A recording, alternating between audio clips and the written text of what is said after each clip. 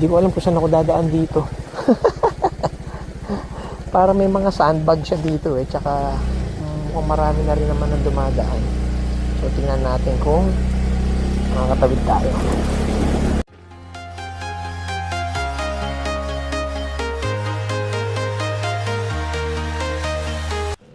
Isang mapagpalang araw mga ka-G. Kakaibang video naman ang gagawin natin today. Nandito tayo ngayon sa Marilaki, grabe. Sobrang lamig ngayon dito. Ibang iba talaga yung weather pagka nandito kayo.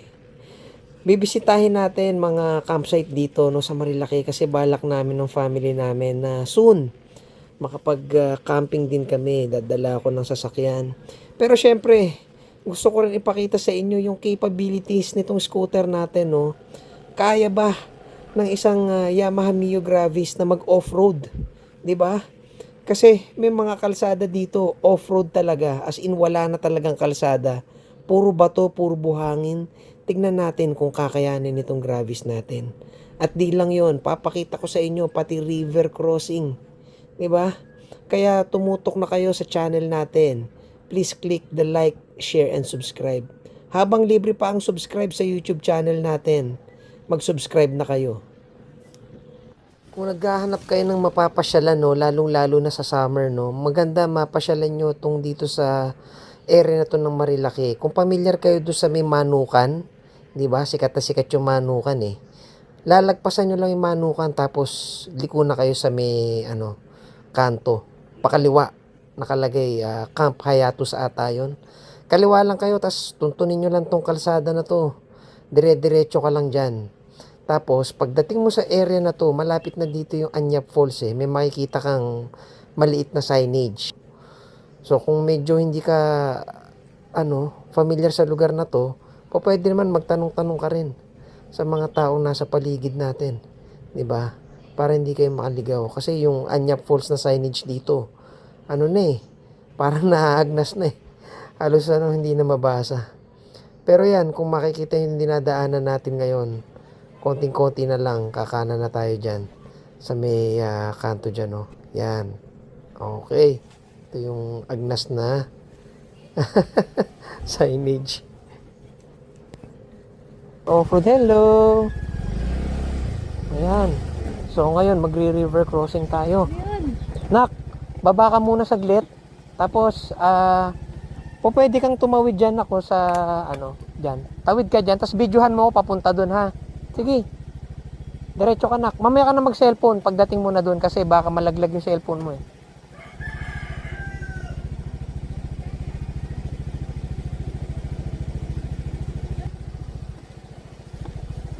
Ayan, tingnan natin kung kaya. Diba? Basa na yung kalsada, basa. Ayan. So, hindi ko alam kung saan ako dadaan dito. Para may mga sandbag siya dito eh. Tsaka, mukhang marami na rin naman ang dumadaan. So, tingnan natin kung makakatawid tayo. Yun. Nakatawid. Walang kaproblema. Yakang-yaka. At mukhang hindi rin naman tayo inabot dun sa pinakailalim natin. Tingnan ko nga. River crossing natin. Ayan, meron tayong ebidensya. Oh. Diba? Kayang-kaya, hindi inabot yung natin. Okay, so tapos na tayo sa river crossing. Dito naman tayo, off-road. Tingnan natin kung talagang kaya. Kung stock tires lang talaga to, hindi talaga kakayanin. Kasi nga, sobrang dulas kasi ng stock tires pagka gantong off-road na eh, dahil maputik eh. Kitang-kita nyo naman, 'di ba, yung putik ng kalsada, oh. 'Di ba? Kung stock tires ka lang diyan, 'di ba? Medyo delikado. Ito kasi may kagandahan kasi ito eh pagka gantong Pirelli na Angel scooter na eh. Kaya yakang-yaka. Pero hindi nga lang naman din talaga pang off-road to, no. On-road pa rin to, itong gulong na to. Nagkataon lang na makapit siya. Kaya kahit papaano medyo kaya niya pa, diba? Ayan. Tapos yung shocks natin, Hindi lang kasi yung harapang shocks yung na-upgrade natin, no? Kasi kung harapang shocks lang yung ano, or hindi ka nag-upgrade ng harapang shocks mo, alam mo naman ng Yamaha Mio Gradis, napaka-notorious ng harapang shocks niyan. Laging ano yan eh, laging sumasagad, di ba? Ngayon, tingnan natin sa tayo dito. Yan, dito na sa gitna. Yan, o yun. So, sobrang putik. Grabe. Buti na lang makapit talaga yung gulong. Yan. Medyo bagalan lang natin para ano, medyo wash off yung putik dito. Tapos yan kasi green eh. Basa na green. So, ibig sabihin, sobrang dulas. Medyo kinabahan ako ng konti doon kasi parang feeling ko ano, anytime pwede akong umislide dun sa area na yun. Ayan, may back ride pa ako, anak ko. So, thank you Lord, nakasurvive kami. So, dito tayo, may kasalubong, dahan-dahan lang.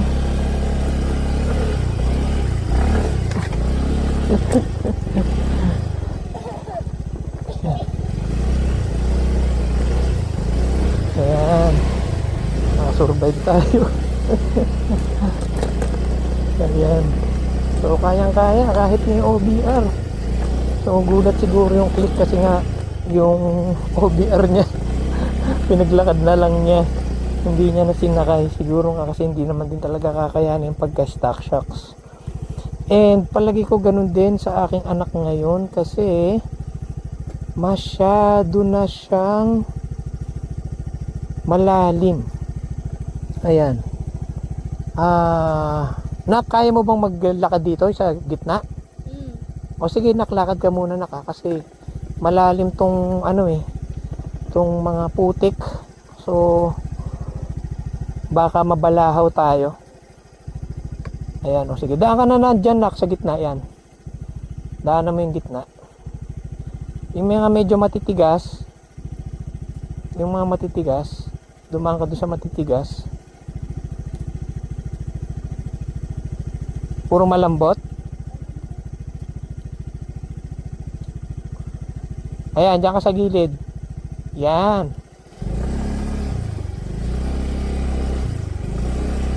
Yan. Tandaan lang natin. Yan. Kaya-kaya ng motor eh. Ano lang talaga. Maputik. Medyo nakakadiri. So, kung talagang may isa-set up mo ng maayos tong scooter mo, talagang kakayanin eh. Ayan. Sakay na ulit nak.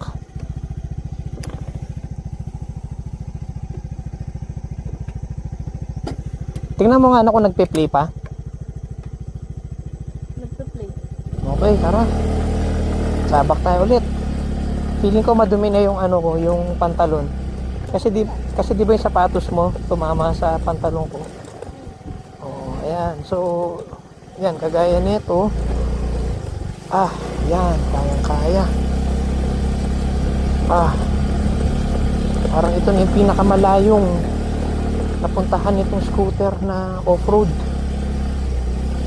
And so far, kahit gantong sobrang maputik ng daan, talagang kayang-kaya ng ano, ng gulong, no? Ayan, pero nararamdaman ko dahil sobrang putik nung parang ano na, parang mababalahaw na kami. Pero yan, kitang-kita nyo naman ganito kaganda yung ano, performance ng ano natin, ng scooter natin, no? Ganyan kaganda yung performance niya. Kung all stock lang to, nako, wag nyo nang tangkain kasi ano, medyo mahirap kasi yung stock nga na gulong, diba? Stock na gulong, wala, yari ka na, hindi mo nakakayanin dito. Ayan, so nahati yung kalsada. Ang problema natin ngayon, hindi natin alam kung saan na dito yung daan, pero mukhang dito yung papunta eh, kasi may mga sasakyan akong nakikita dun sa taas. So, dito tayo dumaan. Hindi, magtanong-tanong na lang din tayo. mukhang dito na yun eh. Ayan, so dito na nga tayo, nakarating na tayo. Ayan, so pwede na tayong pumarada dito. Nak, baba ka na nak, paparada lang tayo. Ayan, sa mga magtatanong kung anong klaseng gulong gamit natin, naka Pirelli Angel scooter tayo na gulong. Tapos ano to harap likod. Tapos yung pinaka front shock natin, pina-repack natin yan, no? Para talagang maganda yung laro ng front shock natin. And then finally, yung pinaka rear shock natin, mahal din ang rear shock nito, Pro Fender. Pro Fender kasi yan eh. Hindi sila unang sumikat sa motor. Hindi, malinis. Una silang sumikat sa mga kotse, mga 4x4. Kaya talagang alam nila kung ano yung ginagawa nila. Diba? Panalo talaga Pro Fender. Bilib na bilib ako sa shocks na to. Naka-flash series lang ako pero panalo na yun. Kita nyo naman Parang hindi nahirapan yung motor. Diba? Kita nyo yung Ha? Hindi nakikita yung gulong. Hindi nakikita yung gulong. Dahon lang. Ayan. Paa lang. Paa nino? Ko. Ay. Ayan, dito na tayo sa Anyap. Kaka-excite. Grabe. Pinabilib talaga ako ng setup natin. Kung di dahil sa setup natin, wala. Hindi kakayanin. Ganda dito. Kaya lang syempre maggagabi na. So, kailangan bilisan lang natin. Saan tayo kakain? Ma-reach natin Ayun May mga bibi pa. Diba? Welcome to Anyap Falls and Nature Park. Napakaganda dito. Praise the Lord. Diba? Ang ganda. Napakaganda talaga dito. Anyap Falls. Although hindi natin napuntahan yung mismong falls, medyo malayo-layo pa. Private property na kasi yung dinaanan natin. Hindi naman tayo makakapunta doon ng hindi dadaan sa private property. And hindi nila pinapayagan yung ocular lang. So next time, babalik tayo dito. Kasi talagang sobrang ganda niya. Kita nyo, lagaslas pa lang ng tubig. Diba? Kabalik-balik na. Tapos yan talagang napaka-peaceful. Diba? Mapapaligiran ka ng puno. Sobrang lamig. And nga pala yung mga parkingan ng motor dito. Pagka napasyal kayo. Diyan tayo nakaparada. And then yung kotse sa taas naman. Balik na tayo. Tingnan natin kung kaya ng gravis natin makabalik, Sakay nak.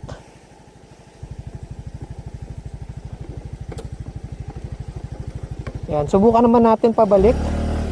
Tingnan natin kung kakayanin pa rin nitong Mio Gravis natin pabalik, dito sa off-road terrain na to. Pagka may kotse daw na 4x4, pwede, kayanin daw dumaan dito ng kotseng 4x4 Ayan. So pagka nag-camping kami ng mag-anak ko, medyo marami-rami kami nun. So yun, yung 4x4 na kotse ko na lang yung dadalhin. Ay, come on.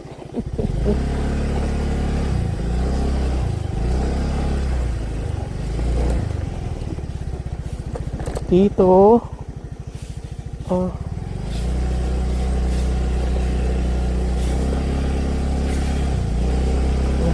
yung slide yung tulong natin. Meron palang parang dun, sirang hose. Sana inayos man lang nila para hindi nagputik dito. Yan.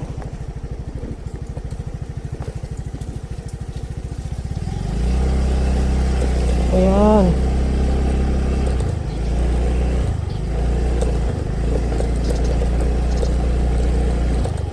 Talagang iyakan ni Yamaha Mio Gravis kahit off-road. Tama rin din talaga yung mga upgrades na ginawa natin sa kanya para talaga maging capable. Although kung stock, syempre hindi naman kakayanin ng stock to. Wait lang naka. Sige nak, baba ka muna kasi parang dito may konting balahaw eh. Ayan, nakababa ka na nak. Hindi diretso ko na nak ha. Ayan. Medyo may pagkabalahaw dito eh. Dito na siguro ko dadaan sa kabila. Oo, yun dulas oh. Ayan, nagpasan natin agad.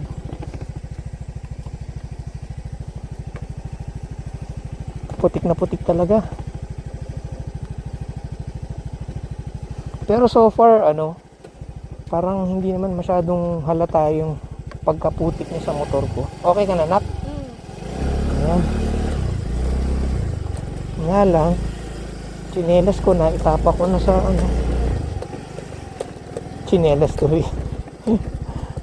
Parang semi rubber shoes should I say. Yung pambasa natin na na rubber shoes.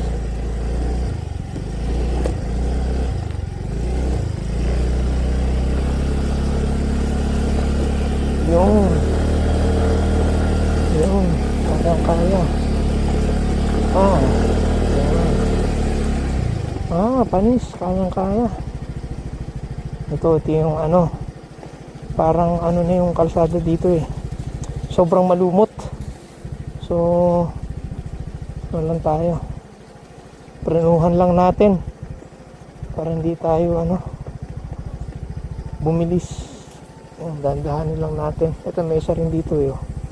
Yung RNJ na campsite. Yan. And then river crossing tayo ulit. Yan. Unang punta namin dito ng misis ko, natakot pa akong ipasok yung scooter eh. Pero yun nga, kaya nga din naman pala talaga. Grabe, nabilib talaga ako dito sa scooter na to. Very capable, diba?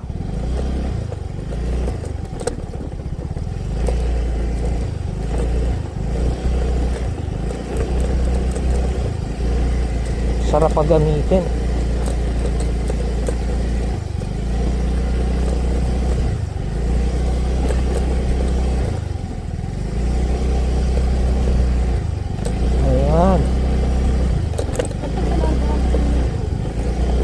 Oo, parang campsite din yan yung nasa left side natin eh. Yan yung pinakaunang campsite na madadaanan dito. Baba na ako. Ito yung yung tulay pala. Dati nakakadaan yung mga motor dyan sa tulay. Ayan, kaya lang ngayon wala na, nasira na yung tulay. May nakikita akong mga tumatawid dito dati. Sige nak, tawid ka. Ayan, so river crossing tayo ulit. Okay. I-videohan mo ba ako? Sabay tayo. 1. Pagka ganito may konting preno tapos gas.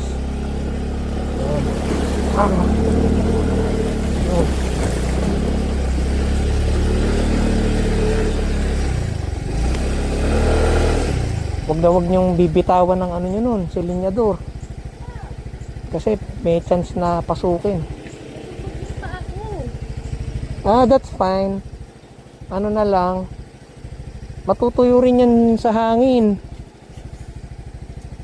Lang may medyas ako. Okay, tanggalin mo muna.